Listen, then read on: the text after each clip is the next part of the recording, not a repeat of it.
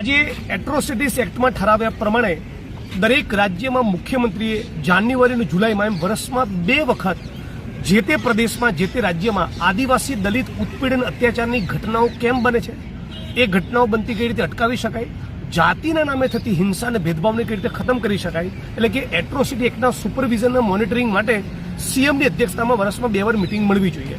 28 વર્ષના ભારતીય જનતા પાર્ટીના શાસનમાં ઓછામાં ઓછી 56 મિટિંગો થવી જોઈતી હતી, પણ માત્ર 10-15 મિટિંગો થઈ છે। હાઈકોર્ટમાં મેં પિટિશન દાખલ કરી રાજ્ય સરકાર ઉપર પ્રેશર ઊભું કર્યું, એના પગલે રાજ્ય સરકારે હવે થોડીક નિયમિત મિટિંગો શરૂ કરી છે। તો આજની મિટિંગમાં મેં રાજ્યના મુખ્યમંત્રી સમક્ષ માંગ કરી કે ઉનાકાંડનો હમણાં ચુકાદો આવ્યો છે।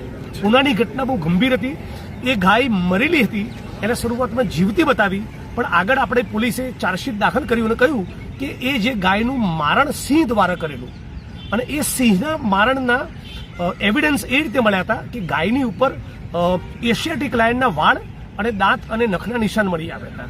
આજે ઘટનાના 10 વર્ષ થયા અને 42 આરોપીમાંથી એક આરોપીનું મૃત્યુ થયું। 41 આરોપીમાંથી 5ને સજા થઈ 5 વર્ષની, બાકીના 35-36 જેટલા આરોપીઓ નિર્દોષ છોડી દીધા છે। તો પીડિત પરિવાર એ તો અપીલમાં જશે જ, અમે તો નીચલી કોર્ટના ચુકાદાને હાઈકોર્ટમાં પડકારીશું, પણ રાજ્યની સરકાર દ્વારા પણ અપીલ કરવામાં આવે એવી માનનીય મુખ્યમંત્રી સમક્ષ મેં રજૂઆત કરી। એ પણ કીધું થાનગઢની જે ઘટના છે એની સાથે પણ ગુજરાતના દલિત સમાજના લાખો લોકોની લાગણી જોડાયેલી હોય, 1 વર્ષમાં થાનગઢના કિસ્સામાં પણ ટ્રાયલ પૂરી કરવામાં આવે। બીજું, એટ્રોસિટી એક્ટમાં ઠરાવ્યા પ્રમાણે જે સ્પેશિયલ કોર્ટ છે એ ખરેખર સ્પેશિયલી ડેઝિગ્નેટેડ એક્સક્લુઝિવ કોર્ટ નથી, કેમ કે એટ્રોસિટીનો કેસ ચાલે, ફરી પાછો છૂટાછેડાનો કેસ ચાલે, ફરી પાછો ચેક બાઉન્સનો કેસ ચાલે, ફરી એટ્રોસિટીનો કેસ ચાલે। એવું નહીં બનવું જોઈએ। આદિવાસી દલિત અત્યાચારની ઘટનાઓ માટે સ્પેશિયલ કોર્ટ કે એના સિવાયના બીજો કોઈ કેસ ન ચાલે। વત્તા દરેક જિલ્લામાં જે એડવોકેટની પેનલ બનવી જોઈએ એ પેનલ નથી બની, અને 2001ના વર્ષથી ગુજરાતના જાણીતા દલિત અગ્રણી વાલજીભાઈ પટેલે સંશોધન કરીને શોધી કાઢ્યું છે કે વર્ષ 2001થી અત્યાર સુધીમાં 890 એવા કિસ્સા છે જેમાં નીચલી કોર્ટે સજા કરી પણ આરોપીઓ હાઈકોર્ટમાંથી અપીલ લઈ આવ્યા, એટલે કે સ્ટે મળી ગયો। એના કારણે એક પણ દિવસ એમણે સેન્ટ્રલ જેલના સળિયા પાછળ જવું પડ્યું નથી।